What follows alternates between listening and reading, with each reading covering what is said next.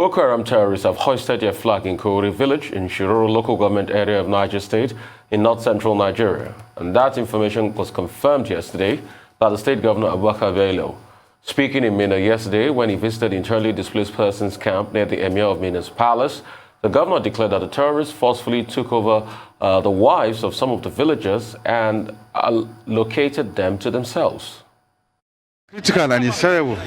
Last night we had over 3,000 people here from communities that have been displaced by bandits and Boko Haram elements around Munya and Shiro local governments. However, some of them have started going back to their various homes, and there are some other communities that we think are safe, they can go back, but the vast majority of them will have to remain here because their towns have been taken over by bandits and Boko Haram elements. Their wives have been seized from them. Their wives have been forcefully attached to Boko Haram members elements. In fact, I just heard they've already placed their flag in Kauri, so which means they've taken over the territory. And this is what we have been engaging the federal government with.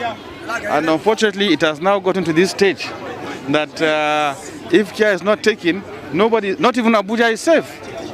We have been saying this for long. We've been saying this, and all efforts have been in vain. I hope with the outcome of these banditry activities and terrorist activities, I hope the time has come now to see reasons for a very coordinated military action to take place so that we displace. The Boko Haram elements are trying to use these areas as their home, just like they did in Sambisa. Well, Sambisa is hundreds of kilometers away from Abuja, but Kaure is less than 2 hours drive to Abuja, so nobody is safe anymore. Not even Abuja is safe. So this is the time to act. But everybody, all hands must be on deck. All hands must be on deck. It's not for Niger State alone, no. It's for everybody to act. We have made all the efforts we need to do, and we have done it. We have tried our best. I am confirming that we have Boko Haram elements in Niger State around Kauri. They've taken over the territory. They've installed their flag. I'm confirming that now. They've taken over the wives of people by force. All right, Tom, the comments on this morning. The governor's exasperation is obvious, and I'm sure it's shared. I read a report about Mozambique last month about how jihadist groups in Mozambique have hoisted a flag over a strategic port over there, and I had the audacity to think, oh, thank God we don't get any more of that in Nigeria. It's been about, 3 years since I heard Boko Haram has actually taken over territory. And now this has happened. Hoisting the flag is such an act of aggression. It is, from what the governor said, moving from Sambisa Forest to Kaure, they have an expansionist agenda. They've come as conquerors. They've now hoisted their flag like any other colonial master. That declares an intention. We are now the administrators of this area. Nigeria is supposed to be a sovereign state. This cannot be tolerated, surely. And the governor's point about how he has made all the efforts that he can, and nothing has been done, we need to have coordination, all of that does bear repeating. And the other point that he made, as I keep saying on this show, nobody is living in an ivory tower in Nigeria. Nowhere is safe. Anybody is vulnerable. Look at how women and girls have been treated. I read the reports in This Day newspaper today. About 1,444 children, 119 pregnant women, almost 500 other women. It didn't mention the men and the boys, but obviously we're all victims. There is no demographic in this country that is exempted from this. And this is clearly a return to the bad old days when Boko Haram took over territory, mounted roadblocks. They had the audacity to mount roadblocks and be carrying out search operations. They were collecting taxes from Nigerians. This has to stop. Okay, well, the way I see it, it looks like we are back to the past. It looks like this is an indication of the failure of the Nigerian government to deal with the challenge of terrorism in Nigeria. Now, at the point that President Muhammadu Buhari came to power, the major issue that many Nigerians used and as a platform to put him in office was security. Okay, 6-7 years down the line, he has not been able to solve the problem. That's one comment. So you now have a situation in 2021 after 2015, whereby a state governor is coming forward and saying Boko Haram is implanting flags. That was the same original issue that President Buhari promised to address. But, okay, we've not been able to address it. It's not just Kaure village in Niger State. Before Kaure village, there was the talk about Gaydam village, where also the Boko Haram intervened and tried to assert themselves. So we go back to the original platform, which is the Buhari administration saying that they have a three-point agenda. SEA, security, getting the economy right, and addressing the challenges of corruption. But there's so much focus on security because this is a general, this is a tested Civil War veteran, and then we have this security challenge. We have not been able to deal with it. That's that first leg. The second leg is the governor himself saying, okay, there will be action. We will try and address the problem. Okay, does he have the capacity to do so? He's chief security officer of the state under the purview of the Constitution. But he has no control.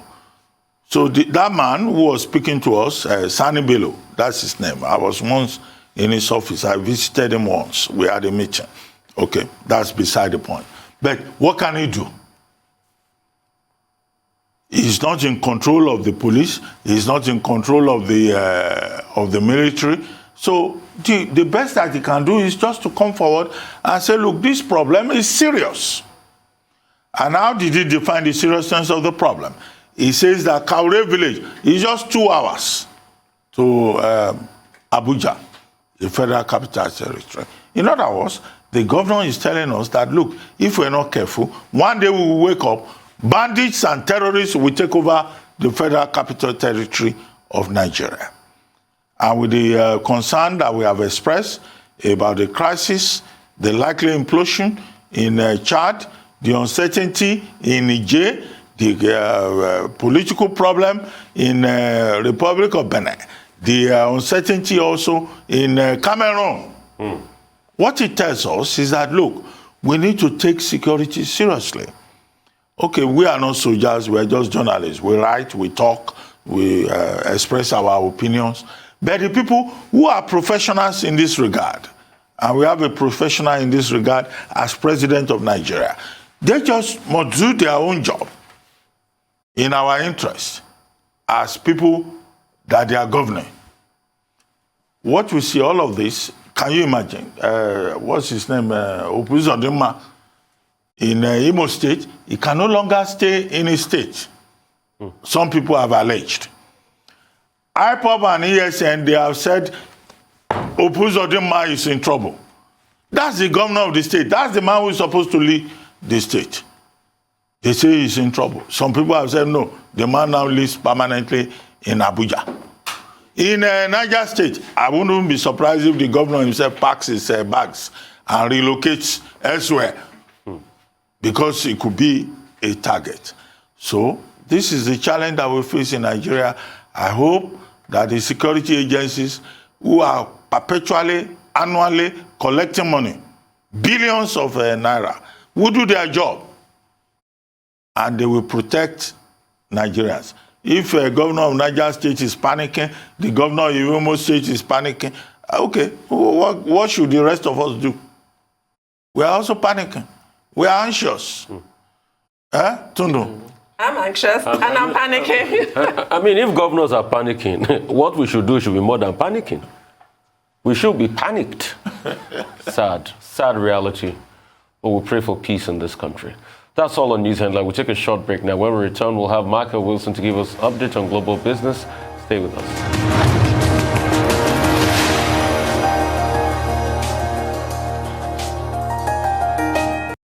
Hi, welcome back to the Morning Show right here on the Rise News channel. We'll quickly go to Michael Wilson now, joining us from London. Michael, good morning.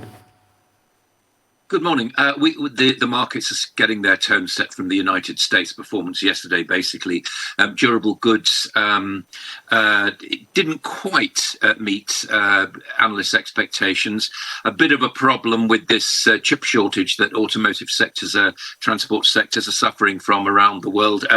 But basically, the chips weren't really down, and the markets recovered from that.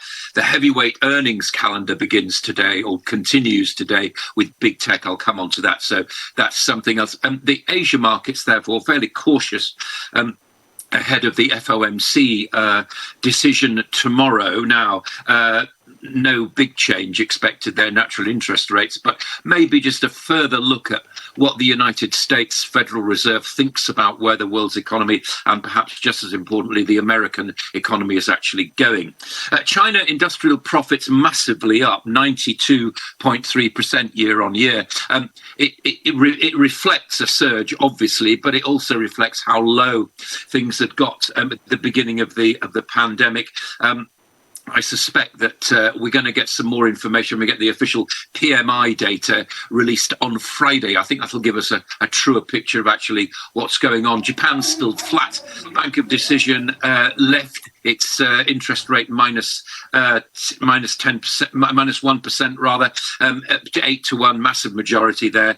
No growth in inflation, if anything, still flat, still looking for those signs of growth. And that's had Japanese equities retreating. I have to say it's been a similar picture for the past 20 years. But the markets, new people come into the markets, they don't really understand about history. But that's the problem with Japan. It's just no growth at all. US GDP could be signaling a big fight back there, looming on the horizon. 7% may be an increase. Now, I want to just draw your attention to these big figures that are coming out. As I have said a number of times in the past, all it's reflecting, it's not really reflecting a true situation. It's reflecting how bad things have been and how they're climbing out of that hole. So don't be you're going to be hearing a lot about these massive growth figures. They need perspective, basically. Big tech reporting, as I said, what are we looking at? We're looking at Microsoft and Alphabet, also rich valuations. Anything that doesn't actually meet those rich valuations, whether you believe them or not, be punished by investors. In a global sort of way, markets are looking at what's happening in India. I mean, it looks very tragic indeed. Overcrowding not helping there, and a strong performance from travel industry, leisure sector, and the rest of it. But India is looking very, very bad indeed, and therefore the consequences of that could well ripple out beyond India's borders. In United States, Tesla has beaten the semiconductor shortage, record net income of 438 billion, as well as earnings of 93 pence per share. Its earnings release, the chip shortages, well, it's been weathered. That's their major claim to fame. Right now, the delayed version of its Model S sedan will start delivering in May this year. Model X deliveries will begin in the third quarter of this year as well. The bottom line is, will they get cheaper cars into more people's hands? That's that thing. Apple. Now, it's a new operating system, lots of new features, updates to Siri and podcasts and Apple News and all the rest of it. But the one thing, and I told you about this yesterday, it's new privacy change, which actually gives users more transparency and more control over what ads they actually want to see. And that will hit companies like Facebook, which depend on that kind of thing and depend on their presence on Apple apps to make money. Biden approaches his first 100 days. That's worth noting, these 100 days things. I mean, this is the cycle of politics in the United States. We look at 100 days. What's it mean? Well, it means nothing, but it is 100 days. So there'll be a lot of headlines. Vaccine rollout's not going too well. The first money got into consumers' pockets, but what about the second stage? What about the tax increases? What about corporation tax and all the rest of it? They'll have a very, very difficult path, I think. So the true test of his mettle is coming up. As far as Europe's concerned, let's go to Germany. The IFO industrial survey, it rose overnight. That's a lot of pan-European PMI data looking relatively positive. 25% of Europeans have now had their vaccine jabbed, and the vaccination program is set to accelerate in the next 2 months. That's the promise, at least. HSBC has improved lending. It's important that we look at these kind of banks, actually, to see what they're doing. It is Europe's biggest bank as far as assets are concerned. And what it's pointing to is a better atmosphere, a better environment for lending to people, which is, in a sense, a bit of recovery. Big stuff in mortgages in Hong Kong and the UK, and also as far as its Asia wealth is concerned. By contrast, UBS taken a big hit from the Archegos scandal involving Archegos Capital. We told you about that, collapsed last month. UBS has reported a $774 million loss, a collapse of prime brokerage business. UK shoppers to the rescue. Do you think that sharp snapback coming up, according to Deloitte, which is a leading accountancy management consultancy in this country? Yes, it will. Other forecasting bodies have upped their growth for the UK from 5 to 6.8%. That would mark the fastest rate since official records began. But once again, let's caution everybody about this. It's been a long way down. So it's a long way to go up. So we're seeing these bounce backs, really. Crunch time for steel survival. The government's metal is going to be tested about this. This is Liberty Steel, the third largest manufacturer in the UK. It's a victim of Greek steel, that's a collapse there, and the Gupta brothers are looking to sell off things. You're looking at British Steel there. What we're talking about here is Liberty Steel. Commodities, oil's marking time, basically, although I have to say that OPEC and its allies have seen a recovery in global oil demand this year. Well, they would say that, would it? Wouldn't say the alliance. They would say that, wouldn't they? The alliance is actually deciding whether it's okay to revive or halted oil production, given that what they're saying is the surplus is now over. And gold, a relatively nondescript session, but that's gold for you. No worries. I mean, it's not too much of a worry. If gold's not worried, then we're not worried, because gold is a haven and things that not going well. Amazing insight, Michael. Okay, real quickly, I could just sneak in my question in 30 seconds. So when we come back from the break, you get to answer it. Number one will be about America's interest rate. Fed is going to be meeting very soon. Are they going to set those new interest rate targets? And secondly, the Apple privacy, decision now, isn't it hypocrisy? Because Apple still have other ways of collating your data. Take for instance, like your geo-navigation data and some other things. Once you turn up your signal data, they are taking your data, by the way. So if they're just blocking that for some apps, isn't it hypocrisy? And I think the first 100 days idea started from FDR. He gave an inaugural speech and said the first 100 days I was going to do this and this and this for the American people, and it became a culture since then. We'll go for a quick break now, Michael. We'll come back to you, and you can answer those two quick questions I've raised.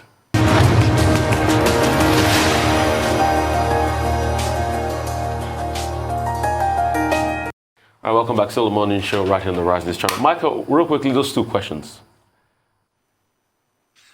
Shall we take the United States first of all? I wouldn't bet against interest rates rising in the United States. I wouldn't bet against interest rates rising anywhere, quite honestly. I just feel as though if you take central bank guidance, and again, I suspect that the big meeting, like with the ECB, I think it's going to be June. I don't know why I feel as though June is like 6 months since the beginning of the year. I feel as though we'll know a little bit more about the peaks and troughs of what's actually going on. But we must beware spikes. The market and long-term prediction is not about spikes, and we're going through an unprecedented time. So it's very, very difficult to actually predict what's going to happen. I just would say that if I depend upon what the central banks say, the Fed and other central banks have said, and I repeat this, they've said they're going to look through surges of inflation, because what they don't want to do is choke off any recovery. That's what higher interest rates tend to do. So I think there will be